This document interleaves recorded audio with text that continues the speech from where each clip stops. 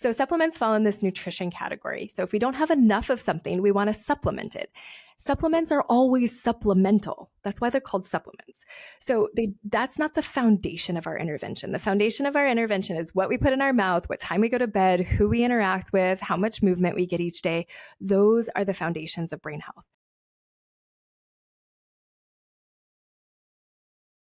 Welcome back to another episode of the Peak Performance Life podcast. Today, I am very excited to have an expert on the line on one of, in my opinion, possibly the most important topic as we age. Dr. Heather Sandison is the New York Times bestselling author of a book called Reversing Alzheimer's, the new toolkit to improve cognition and protect brain health.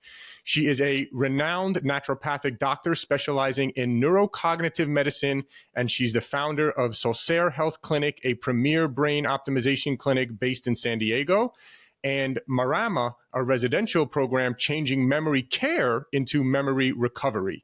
Dr. Sandison is dedicated to supporting those suffering with dementia and is the primary author of peer-reviewed research published in the Journal of Alzheimer's Disease. She is shattering common misconceptions about Alzheimer's, teaching lifestyle-changing protocols that keep your brain sharp at any age. Dr. Sandison, thank you so much for joining us today. Laura, it's a privilege to be here with you. Thanks for having me. Yeah, and this is certainly something right now I am dealing with my own father, who is going through some issues of Alzheimer, dementia, things of that nature. So, and, you know, it seems like from what I've heard from other people, they're all like, well, you know, if he's already kind of like down that road, there's not much we could do. You got to catch it early. So I'd love to get into all of that. But let's start with a little bit of background. How did you get interested and involved in the work that you're doing today? Yeah, I've always been interested in health and wellness, and really my medical career started because of seeing people who are sick in my own community where I grew up, also while I was traveling, and noticing that they weren't involved. Right, if you're busy going to the doctor's office, you're not going to PTA meetings and community board meetings. And I felt like my work was to help change makers, to help people who can have their impact on the world have that impact so that they're not distracted by their health and the issues coming up with that. And so I chose to go to naturopathic school. And really, I didn't go there with an interest in Alzheimer's and dementia. Many people ask me, oh, do you have a family member? Is that how you got on this path? And the answer is no. In fact, I think if I were in a position like yours, where my parent had dementia, I would be so focused on that I probably wouldn't be able to do my work. And yet, what I saw, although in school, I heard that there was nothing you could do for Alzheimer's and dementia. That was 12, 15 years ago now that I was in training.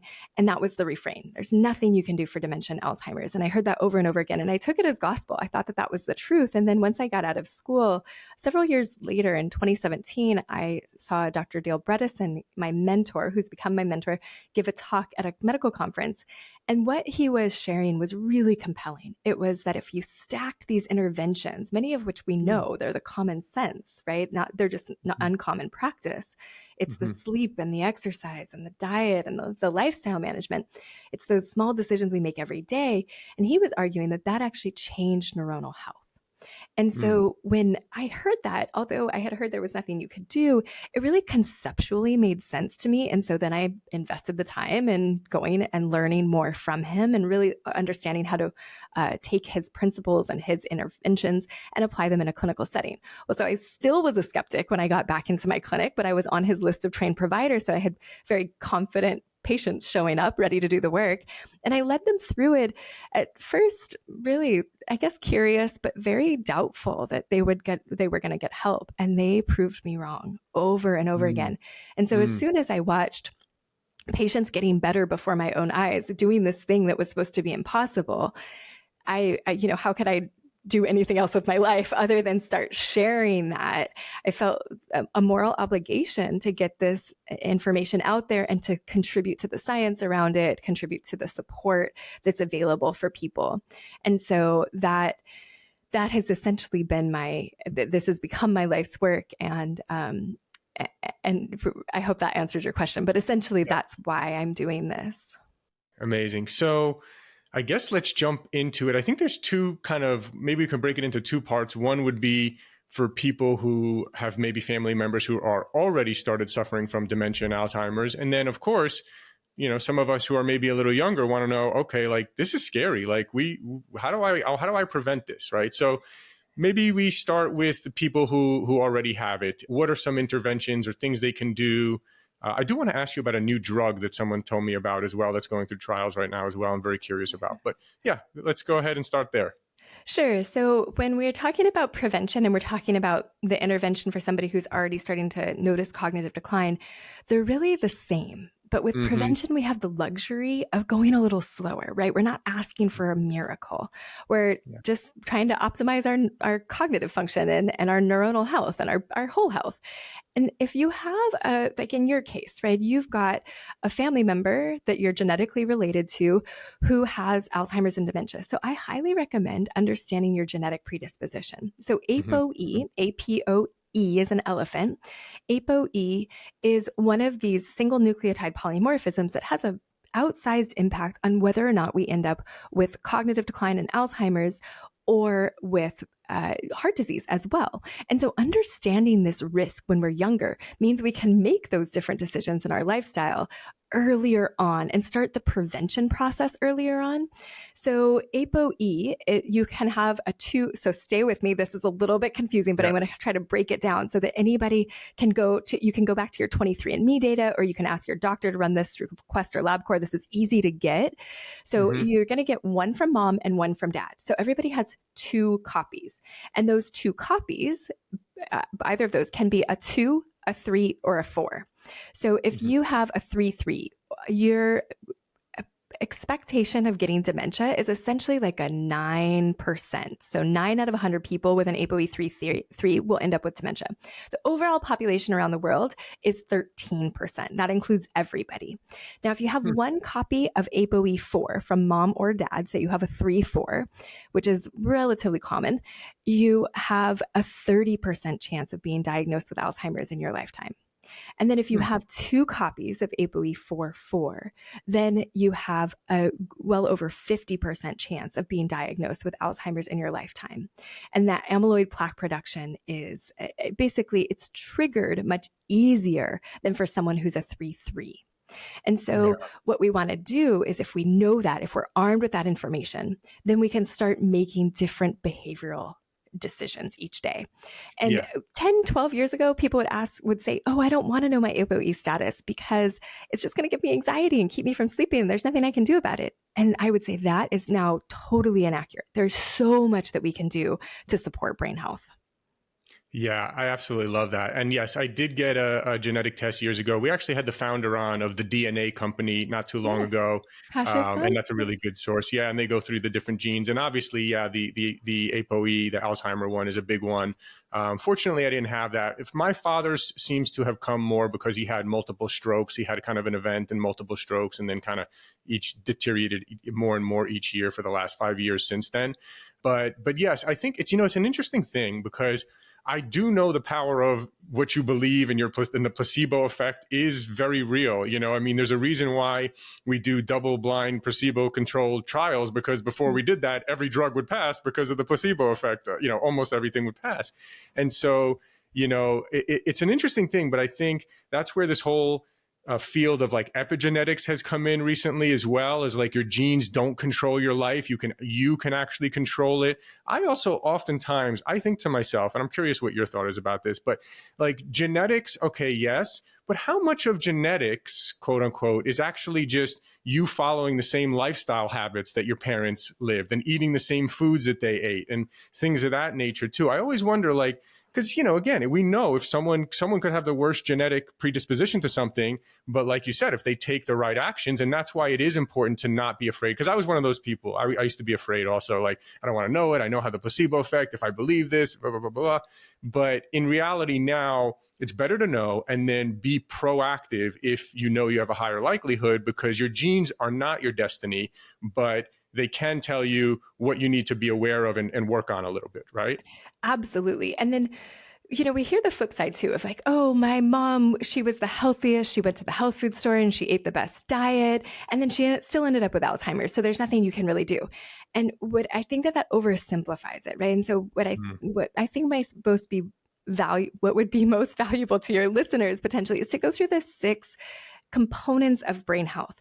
And I think that when we can systematically go through these different pieces that are going to basically turn up the dial on our risk or turn it down, then we Mm. can feel empowered to make these better decisions. And also we can sometimes focus, because one of these Yeah. things might stand out to you as like, oh, if I'm going to get dementia, that's going to be the thing that drives it. So Mm. we can talk through those really quickly. I'll just briefly mention them, and then maybe we Yeah. can dive into the ones that you think your audience would be most interested in. But they're Cool. toxic exposure, Mm. nutrients, deficiencies, and excesses, structural imbalances, stressors, again, imbalances, too much and too little can drive this disease process, and then infections and signaling. Interesting. Infections and signaling. Interesting. I don't know what infections and signaling are as it relates to Alzheimer's, so I'll ask you about those ones first. Okay, great. So let's start with infections. We know there's a handful of infections that are more likely, again, to pull that trigger when it comes to the inflammatory process that leads to the beta amyloid plaque production. And so Mm. herpes simplex 1, the one that causes cold sores, is associated with dementia and Alzheimer's. And so if Wow. somebody has that, we want to be aggressive about treating that. I'm a naturopathic doctor. I don't typically choose medications as my first line defense. But if someone has recurrent herpes outbreaks, recurrent cold sores, then I'm going to use the antiviral medications to help to get ahead of that so that we can reduce the inflammation that the brain is exposed to. And then Mm.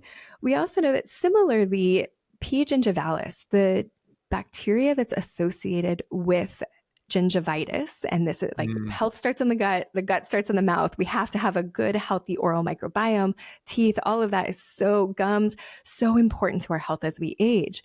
And we see both, right? People with great oral hygiene end up with better health, but people with great teeth end up with better health, right? Like and some of that is genetic, but we've got to put in the effort to take good care of our oral microbiome, because having gingivitis is also associated with triggering amyloid plaque production and inflammation in the brain. We've found, so amyloid is in itself antimicrobial. It's actually the brain's defense against these microbes that can get into the brain. We think of the blood-brain barrier as keeping the brain sterile, but that's not the case. There's actually microbes that get into the brain. And in the case of P. gingivalis and herpes simplex 1, we see that, and also the Lyme spirochete, those end up in the beta amyloid plaques. As the brain is trying to protect itself, it's creating that beta amyloid to be antimicrobial. And so the Lyme spirochetes are another one, the Borrelia burgdorferi. That's another infection that we know is associated with a neurodegenerative process, including dementia. So those are some of the three that come to mind and are the most closely related. But if you went into PubMed and you put in H. pylori and dementia, sure enough, there are connections, right? As we have a more of an infectious burden in the body, we have more Yeah. inflammation. And this means that the brain is focused, and the body in general is focused on fighting and defending instead of regenerating and healing. And so what we want to do is resolve those infections so that the brain isn't distracted and the body isn't distracted by that need to put resources into getting up and over that infection. The other one that comes up that is a little bit different in terms of the mechanism is COVID. Many people listening might even be able to relate to getting COVID and then feeling the cognitive decline that was associated with that. Mm. And that usually has a vascular nature, where there might be an increased risk of clotting or inflammation in the vasculature that prevents optimal blood flow to the brain. And so we approach that a little bit differently by looking to reduce cytokine levels and helping to optimize blood flow, basically. Yeah, very interesting. Quick question on, obviously we know oral hygiene is, the normal stuff, brushing, flossing, all that kind of stuff. Water pick now is a new one I just bought now as well. I should be using, I guess. So I'm going to start that. But yes, there's definitely a correlation between, gum diseases and issues that people have. What about, there's like a lot of new oral probiotics running around. Are you a fan at all of these oral probiotics? And do you recommend any of those for anyone at all? I don't know enough to have an Yeah. educated comment about that. I think Okay. that we want a good, healthy oral microbiome. I'm a fan of oil pulling. It's not for Yes. everybody. It takes some time and some work, but using coconut oil, that Yeah. has some a mild antimicrobial effect. And when you can swish that in between your teeth, and that seems to be very helpful for gums. I think the water pick is a great idea as well. But brushing and flossing and seeing, I'm a fan of biological dentists. They do a 3D cone beam, and they can often find if there are latent infections, like infections that aren't, maybe you don't notice them or you don't feel pain in your teeth or your teeth aren't sensitive, but there's something going on that's irritating the immune system. And I've seen enough in my clinical practice that having that removed makes a big difference. And so I'm a fan of going down that path, particularly if we see things in your blood labs, right? That there's high levels of hsCRP, one of the markers of inflammation, or something called LPPLA2 that looks at vascular inflammation. When we have these infections in the mouth, it can lead to that vascular inflammation as well. And so we can pick that up, and it can help to reduce cardiovascular risk, but also brain risk. Got it. Okay, that makes a lot of sense. And I've also heard, I'm curious, I don't know if you know anything about this, but I've heard mouthwash can destroy your microbiome, like traditional Listerine type of mouthwash. And obviously oil pulling, I think there's some great oil pulling that have coconut with a little bit of peppermint, and it's almost like a mouthwash, and you can just swish it around for a couple minutes, and probably much better for the microbiome of your mouth compared to what I've heard about these traditional mouthwashes, right? Yeah, I'm so glad that you brought that up, because what we see is that when people use a sterilizing alcohol-based mouthwash, that what happens is it kills the bacteria that actually help to promote nitric oxide, which is a vasodilator that gives us the benefits in our cardiovascular system. So we're getting rid of the good guys and the bad guys. And what we want to do is create balance, right? We don't want to sterilize our mouth. We want to create balance in our mouth. Mm-hmm. Interesting. And then, so did you already cover signaling, or what did you mean exactly by signaling on that one? Great question. So signaling refers to all of the signals. Again, so my mentor, Dr. Bredesen, he talks about the brain as if it's a country. So if you think of my brainistan, is what he says, if that country is at war, if you are fighting infections, toxins, if we are fighting against deficiencies, if the immune system is on fire, then we don't have the signaling typically that's going to tell our brain to regenerate, to create neurons, to create synapses, the connections between those neurons. And so what we want to do is shift the signaling away from the fighting and defending, and free up the resources so that we have signaling going in the other direction towards regeneration. And that signaling comes in different packages, right? So some of that we can just replace. So we think of this as like the hormonal signaling, our stress hormones, the cortisol, too much, and all of this is about balance, right? So to Laura, this is, you can think of any complex system as requiring homeodynamic balance, right? It's going to fluctuate day to day and even throughout the day. We're going to have cortisol up, hopefully in the mornings, and down, hopefully at night, so we can sleep. We're going to have melatonin up at night and down in the morning so we can wake up. But these signals and that rhythm to them, they need to be in some sort of balance. When they're out of balance, there's too much or too little, or it's at the wrong time or in the wrong place, we're going to get dysfunction, dysregulation, and neurodegeneration in this case. So what we're looking for is those signals, sex hormones, stress hormones, and then there are some other like vitamin type, or we call them vitamins, things like vitamin D, vitamin K2. These are signals that go to the brain. Thyroid hormone. These are signals with receptor sites in the brain that help to orient us in that direction of neuroregeneration, of neuronal health. And so the sex hormones, I'm sure your audience has heard of these, but it's for women and for men as well. We need balance in all of these, just at different levels. Estrogen, progesterone, DHEA, pregnenolone, testosterone. Those are all the sex hormones that we typically will either replace or help to replete. There's also vitamin D, I mentioned K2, and then thyroid hormone, both T3 and T4. And then there's a signal called brain-derived neurotrophic factor that goes from our muscles often. We can also take supplements that help to increase the level of BDNF, but muscle produces brain-derived neurotrophic factor and other exerkines. We know now that muscle isn't just connective tissue, but it's actually a type of endocrine tissue that produces testosterone. And that can go to our brain and, again, land on those receptor sites and help with that regenerative signaling. Interesting. So you are someone who, and many people who we've had on the podcast have mentioned the same thing, but for older people, they come in, their testosterone is, barely detectable. It's probably a good idea for them to get on some sort of testosterone replacement therapy or hormone replacement therapy in general. Obviously, you'd have to see the blood results, but yeah. Well, and talk to your doctor, right? So Yeah. all of these hormones, right? Not all of them, but many of them, and testosterone in particular, but they promote growth. And so if you're at risk of cancer, we don't want to promote more growth of that cancer, right? So everybody has a different risk benefit analysis to go through with their doctor. And that's really important. If you don't have a family history, a strong family history of cancer, if you don't have a personal history of cancer, then there is a discussion to be had with your doctor around replacing hormones as we age. Now, for men with testosterone, one of the ways to do that, and also for women, is DHEA. So DHEA is available over the counter. This is an easy supplement that you can get that is the precursor to testosterone. So that can help to raise testosterone levels. If you don't have the building blocks, you won't be able to make the final product. Another thing for men to potentially discuss with their doctor is using Clomid or Clomiphene, N-clomiphene. This is something that basically acts like a signaling molecule. It is a signaling molecule, and it mimics the one that comes from your brain and tells your testicles to create more testosterone so that you're not adding that testosterone. Testosterone comes with its own complications because it is a scheduled drug. So you need to have, a provider. It's carefully watched by the government and stuff because it can be abused. And so, and it can be costly. So talking through that with your provider, and the side effects include acne and aggression and balding and all kinds of things that we don't want. So it's about balance. You can get too much of a good thing.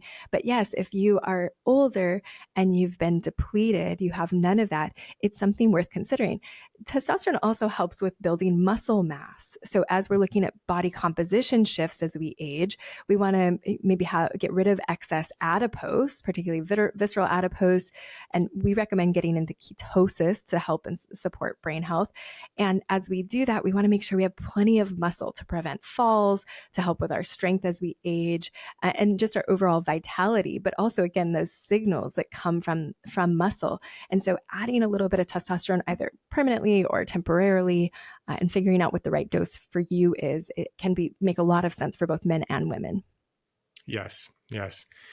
I want to transition a little bit now more to a little bit of the food and nutrition part that I'm sure people are wondering, hey, what can I put in my body? Supplements. I'd love to talk about your favorite supplements for brain health, as well as nutrition and food. And maybe I'll kind of start this transition by saying I've heard recently quite a bit that potentially high cholesterol is not a bad thing I'm not saying abnormally high cholesterol, but regular levels of cholesterol. I'm curious what your opinion are in terms of that actually potentially being good for brain health, and having very low cholesterol, and suppressing cholesterol with statins and things like that, potentially being bad for brain health. Any opinion on that? Yeah, great question. And I think this is especially kind of a continuation of this signaling conversation. So cholesterol is absolutely one of these things that fits into that category of balance. We don't want too much and we don't want too little. And often we're focused on the too much. We're afraid of too much cholesterol. And so as we have that conversation with our doctor, we want to remember that cholesterol is the backbone of sex hormones. So all of those things that we just discussed, they start with cholesterol. Cholesterol is very important to our healing, wound healing. If we don't have enough cholesterol, we're not going to have the ability to heal from wounds. If we don't have enough cholesterol, we often will experience fatigue and depression. And so I've seen patients where their total cholesterol is 120, sometimes below that. And maybe their cardiologist has a really good reason for that. Maybe they have a really strong family history of their family members dying in their 50s from cardiovascular events. We need to know the nuance of that, right? But however, for most people, if you don't have a really strong family history of cardiovascular events being, terminal for your family, then you probably want cholesterol levels higher. Now, even the American Heart Association, American Diabetes Association, they don't recommend cholesterol under 200 unless you have active heart disease or active diabetes. And so a total cholesterol number is one number to look at, but it's not the whole picture. We often want to look at things like small density LDL. We want to look at Lp(a). We'd like to look at an ApoB, the numbers that are more predictive of risk rather than just that total cholesterol number or just the LDL or HDL number. Triglycerides are an interesting one. They are directly affected by sugar consumption. And so often when we reduce sugar consumption, we can get those triglycerides down very quickly. So when we talk about, you mentioned statins. So I had somebody I was talking to yesterday, and she is sure that statins caused her husband's dementia. I think Wow. that there's nuance to that conversation. There's lots of other factors, right? We want to think about these 6 components of brain health, and structurally, traumatic brain injuries are one. So if you have, and diabetes is another one, and sleep apnea is another one. But there's a lot of things going on. And I think statins alone do not cause dementia. But Sure. they do reduce our ability to create CoQ10, which has a big impact on mitochondrial function. So we want to make sure if for any reason you or a loved one is on a statin, are you replacing CoQ10 as a supplement? And then when we think about cholesterol levels and how to bring them down, there are lots of ways to do that. We don't just have statins to rely on. So if you're a hyperabsorber, there's something called Zetia, and that helps to reduce absorption of cholesterol. If you have trouble excreting cholesterol, you can use something called cholestyramine, which is a binder. So those are 2 medications that we can use that have totally different mechanisms from a statin. Now, some people will tell me, oh, well, I'm on red yeast rice. I'm not on a statin. Red yeast rice is a statin. It is an HMG-CoA reductase inhibitor. And I highly recommend, if you're on red yeast rice, just switch to a statin, because the supplement industry is not well regulated. And so I don't know, there's going to be potentially fluctuations between bottle to bottle in how much is in each capsule and what exactly you're getting. And so with statins are very highly regulated through the pharmaceutical industry. I know exactly what you're getting when you get a bottle of Crestor. With a red yeast rice, there's a lot of variability there. And so I would just recommend just switch to the statin. When you have that argument with your doctor that I'm going to take red yeast rice instead of the statin, it's sort of pointless. You're just doing this, you're taking the same thing. So when it comes to the supplement side, though, there are other options. I would put red yeast rice in the statin category. It doesn't belong in the supplement category, really. So with that, you can look at things like bergamot, niacin. There's a whole bunch of things that fish oils, of course, can help with ratios. So there's a lot of things that we can do there. Berberines are also helpful, although they also kill, they can have an impact on the microbiome. So we want to think through that and work with a provider as we think through all of our options for targeting optimal cholesterol levels. Now, we recommend the ketogenic diet, and many people will say, oh, but I have high cholesterol, so I can't get on the ketogenic diet.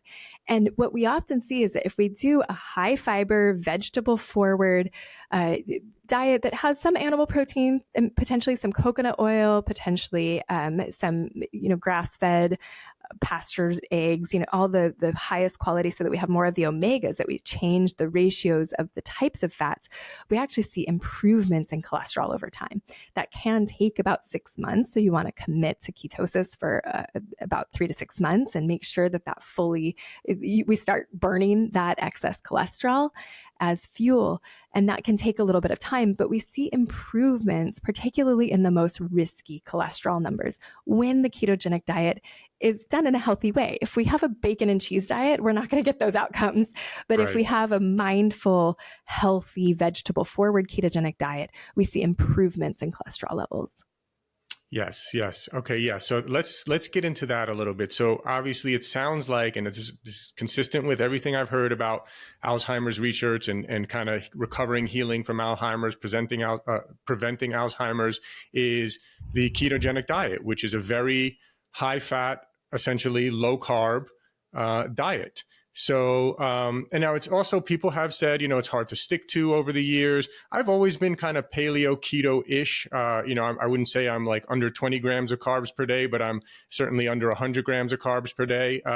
And at one point when I was kind of like even more keto-ish, my cholesterol was a little high, but my HDL, whoever was reviewing the blood test with me was like, this is like the highest HDL I've ever seen in my life. And your triglycerides are like, in amazing like levels. He's like, I wouldn't worry about anything. I guess just kind of knowing that. But so what are some of the ways so you mentioned you don't like bacon and cheese. This is not a keto diet where you go buy a keto cereal on Amazon that's full of, who knows what kind of ingredients.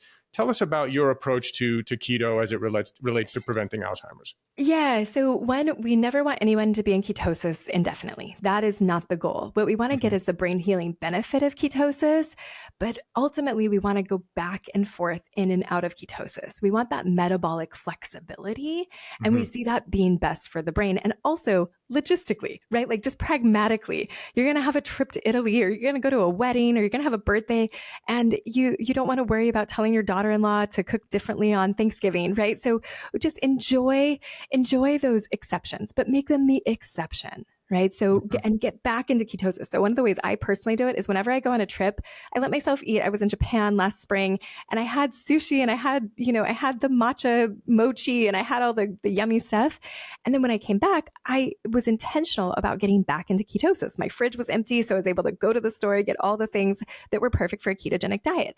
And then, I appreciate what you're saying is like your diet generally has low carbohydrates, low processed food. I think the takeaway here, the most important thing about diet is to eliminate the processed food. They are highly processed, highly palatable, highly profitable, right? They are designed to make some big corporation money, not to nourish you.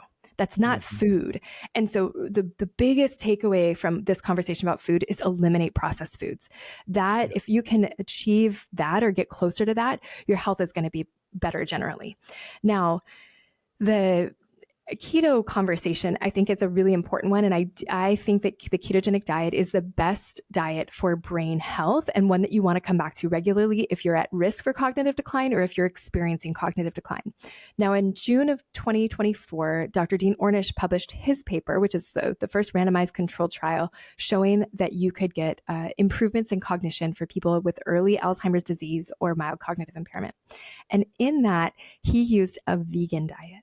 So the great Wow. news about this is that you don't have to choose one or the other. You have options, or you can choose one or the other, right? Like you don't have to go into ketosis, and you can still expect improvements with a vegan diet. Now, I think probably, although we don't have the science on this, nobody's asked this question yet, but I'd love the opportunity to do so. I think when we look at these head to head, I don't know if one will be better, but I think ultimately what's best is that we change up our diet, right? When we think about ancestral diets, which I think is a good way to look, that's what we're evolved to eat, for Mm-hmm. most of human history, we have eaten non-processed foods. And the consistent thing was inconsistency, that we didn't have blueberries available 365 days a year. We had potentially a lot of meat available in the winter and no carbohydrates. We didn't have fruits available in the winter. So we would eat very seasonally because we were forced to. We would have times of famine. We would have fasting was built into the lifestyle. And so I think that looking at that, obviously a lot of people probably starved back then. Now we have the luxury of having abundant food available, but we want to be intentional about what we eat so that it nourishes us and feeds us and promotes our health. And I think going back and forth between a ketogenic diet and a vegan diet makes a ton of sense from a health perspective. Also, I think a vegan diet is better for the planet. I think it's better for a lot of ethical reasons, also financial reasons. It's much less expensive. And so I think going back and forth between those makes a lot of sense. But spending that first 3 to 6 months in ketosis, if you're already struggling with cognitive decline, also I think is the best way to start a diet if your goal is the reversal of cognitive decline. Yeah, that's really interesting. Especially on the vegan side of things. For me, I think it would be challenging to not have at least eggs. I'm a huge fan of eggs, and I think they're a great brain health food. Mm-hmm. I eat them pretty much every single day for lunch. So I think vegetarian would be much easier to stick to. Pescatarian, I could definitely do because I love salmon, and that's probably another good brain health food, right? I So agree. Mm-hmm. yeah, so kind of like, yeah, I mean, lots of olive oil, salmon, eggs. What are some other favorite brain health foods that you love? So cruciferous veggies, I'm a huge fan of leafy greens, cruciferous veggies. I'll take cauliflower and broccoli, put it in the air fryer with some olive oil and some salt and pepper. And my 5-year-old will eat like an entire head of broccoli because it's just so delicious. Brussels sprouts, kale, all of the leafy greens, sauteing some leafy greens with olive oil or ghee is a great way to get some good minerals in, lots of good food, lots of fiber. Mm-hmm. So greens are hugely helpful. You mentioned salmon. So wild caught salmon is great, high in omegas. Farmed salmon, not so great. In fact, I would recommend just staying away from it because in some cases that can be harmful to your health, not helpful. And so just get focus on the wild caught salmon. It's available at Costco. It's available, seasonally, of course, fresh. And then the other smash fish. So SMASH is an acronym that stands for salmon, mackerel, anchovies, herring, or something. and Yeah. sardines Yes. and herring. Yeah. And so my daughter is a huge fan of sardines, and then she starts to smell like a sardine. I can't stand sardines, so I that one is know. out of the question for me. But if you enjoy those are phenomenal for brain health because they're really high in omegas, and they also are low mercury fish. So we want to avoid the Yeah. fish like tuna, swordfish that are high in mercury. Yeah. And then you also mentioned eggs. So I personally have an egg allergy. I can't eat eggs, and so different people. Some people are lactose intolerant. So but you can. I get into ketosis even though I can't eat eggs. But I agree with you. They're a perfect food if you can tolerate them. They're a relatively common allergen, however. So and some people are, they tolerate the whites and not the yolks, or the other way around. So you can play with that if you know you have an egg allergy. I can't tolerate either, but I do rely when I get into ketosis. I rely on sheep and goat cheese as for fat and protein. And again, I'm very pragmatic. Like, what's going to work? What's going to be easy? And so A2 milk, sheep and goat cheese, or A2, not milk. I don't usually recommend that, but Right. any sort of dairy products made out of A2 milk, whether it's some cottage cheese or some yogurt. You want to do high fat, no sugar yogurt. Yogurt's one where people can get tripped up very easily. Maybe kefir, A2 kefir. These are things that you can have a little bit of as long as you're not lactose intolerant. Now, the majority of the population on the planet is lactose intolerant, but typically Caucasian, kind of Western European, people of Western European descent can do a little bit of dairy. And that is a very satisfying snack as you're getting into ketosis. I usually get ahead of it as well. Coconut oil is, we see that some people, just taking tablespoons of coconut oil over the course of a few days, they'll notice an improvement in cognition and clarity. Yeah, I did. I saw something about people who took coconut oil, or maybe it was MCT oil as well, which is really kind of the same thing, and seeing cognitive benefits from that. I actually did just send my father a bottle of the brain octane oil or whatever, the C8 MCT oil, and told the lady who's taking care of him, hey, please put this in his coffee every morning, and whatever. So, quick question on the salmon: what is it about? And I always also look for wild caught salmon, but what is it about the farm salmon that's like so bad? Yeah, so they are in very tight quarters, right? So it's a lot of salmon in netting, even if they're raised out in the ocean, they're in very tight quarters, and so there's higher risk of disease among that population. So they have to give them antibiotics. They also dye them, right? Because they're not swimming upstream. And Whoa. so they don't get that pink color. And so they end up dyeing them. And then the other thing is they feed them often grains, corn typically. So they're not eating their normal diet. And so they tend to be sicker. And right, because there's a lot of salmon all in one big net. So they have to feed them, and they use inexpensive feed so they can keep the cost of the salmon down. And then they actually have like a kind of a gray color to their meat, unless they dye them, is my understanding. Wow, Now, I had no idea they dye them. That's crazy. Just to make it look like a regular pink salmon, huh? yeah. Wow. And I'm not sure if that's true across all salmon, farm salmon everywhere. There might be some that have evolved, but that's been my understanding. Yeah, so they're Very not high in the good omegas because they create that good fat when they're swimming upstream. So healthy For oils, sure. coconut oil, olive oils, MCT oil, these are all great brain health type of foods. You mentioned some others. What are some, you mentioned some supplements, but maybe let's touch again on, and again, supplementing with a fish oil, for example. Mhm. What are your thoughts on that? And what are some of your other favorite supplements?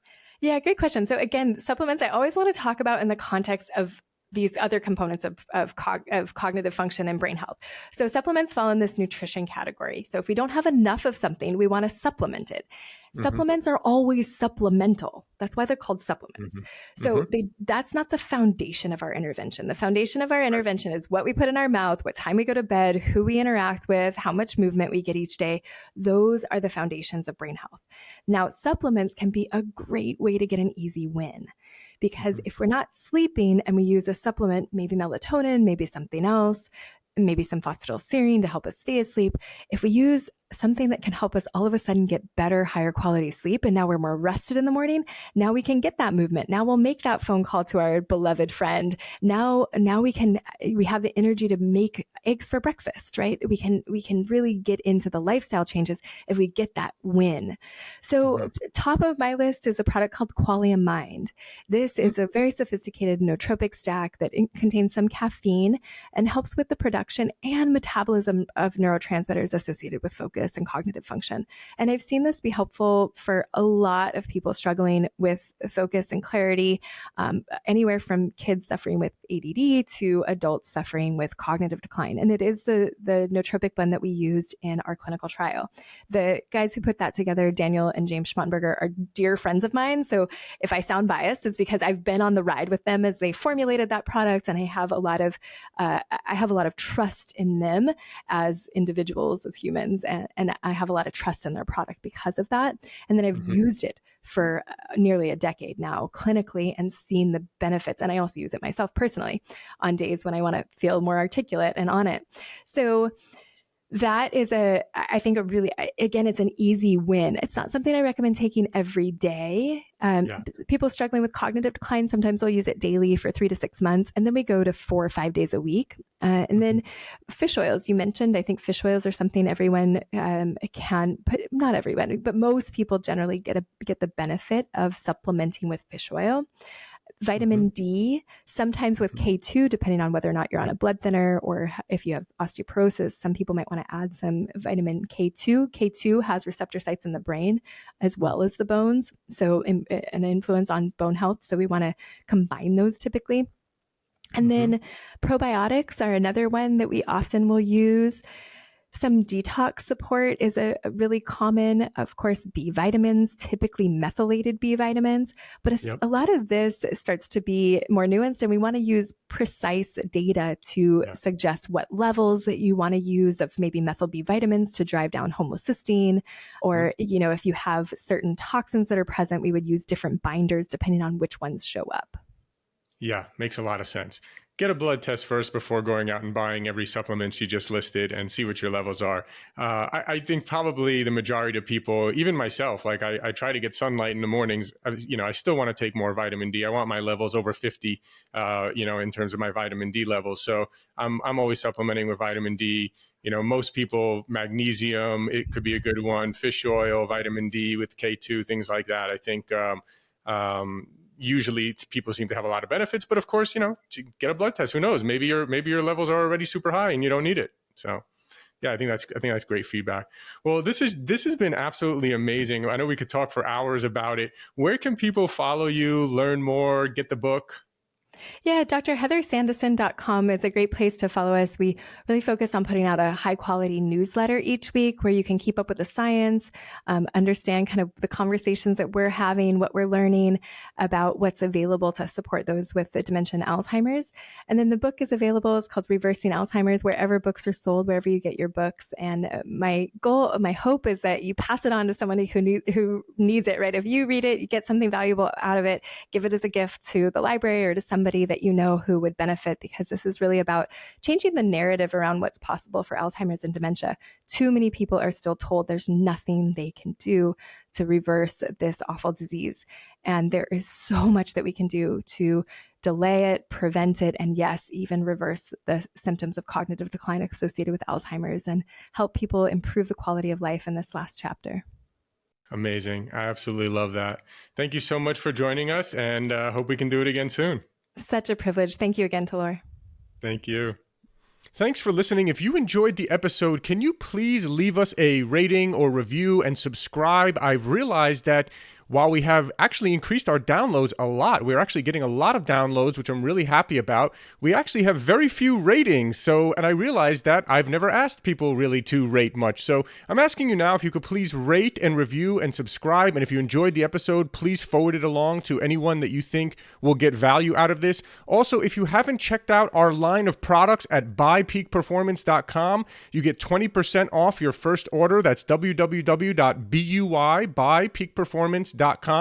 We have some incredible products, including our organic high-altitude coffee. If you don't know this, coffee is one of the most heavily sprayed with pesticides out of any crop. So it's really important that you drink organic coffee. We've gone above and beyond to source what we believe is the highest quality and healthiest organic coffee in the world. We're also famous for our organic green superfood powder. You can get 20% off of that as well at buypeakperformance.com. We also have an organic vegan and paleo plant protein. See, most of the vegan proteins out there are using brown rice protein, which is really not a good source of protein, and it's also a grain. And if you're paleo, you know that grains tend to cause inflammation in some cases for some people. And so we wanted to make one that was paleo friendly and vegan and organic. We made an amazing amino acid profile, so it's really one of the best plant proteins for muscle building. So you can check out Peak Performance Organic Plant Protein. You can find that on our website. Of course, all our products are on Amazon as well. So thanks again. And again, please, if you enjoyed the episode, please forward it along to someone who you feel can get value out of it. And please leave us a rating, review, and subscribe. Thank you.